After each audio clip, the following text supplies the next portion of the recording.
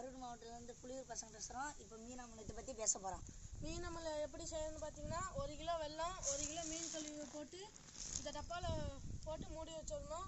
40 நாள் கழிச்சு இந்த செடிக்கெலாம் எடுத்து ஊற்றி விட்டோம்னா காக்காத கை காய்க்கும், பூக்காத பூ பூக்கும். வெள்ளத்தை நுணுக்கி மீன் கழுவிலே கலந்து வச்சுருக்குறோம். 40 நாள் மூடி வச்சதுக்கப்புறம் அதுக்கப்புறம் எடுப்போம். நம்ம மீன் அமிலம் நாங்கள் தயாரிச்சிருக்க இயற்கை முறையில் நாங்கள் இப்போ திறக்க போகிறோம்.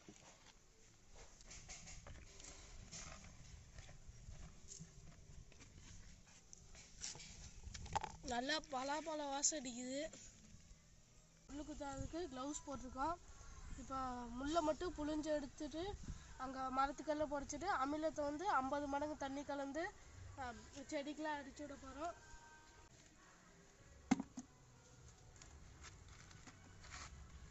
இப்போ மீன் அமிலத்தை தனியாக பிரித்தாச்சு. அமிலத்தை எடுத்து ட்ரம்மில் ஊற்றி 50 மடங்கு தண்ணி கலந்து செடிக்கெல்லாம் அடிச்சு விட போகிறோம். ஊற்றுறோம். இதோட பாருங்க 50 மடங்கு தண்ணி ஊற்றியாச்சு. இப்போ பார்த்தீங்கன்னா மீன் அமிலத்தை செடிக்கு ஊற்ற போகிறோம்.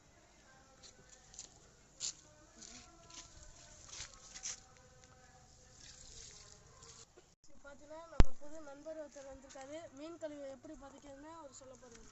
ஃப்ரெண்ட்ஸ், நம்ம என்ன பண்ண போகிறோம் பார்த்தீங்கன்னா, மரத்துக்கடியில் குழியை நம்ம தோண்டி மீன் கழிவு எல்லாத்தையும் உள்ளே போட்டு மரத்துக்கடியில் மூட போகிறோம் ஃப்ரெண்ட்ஸ்.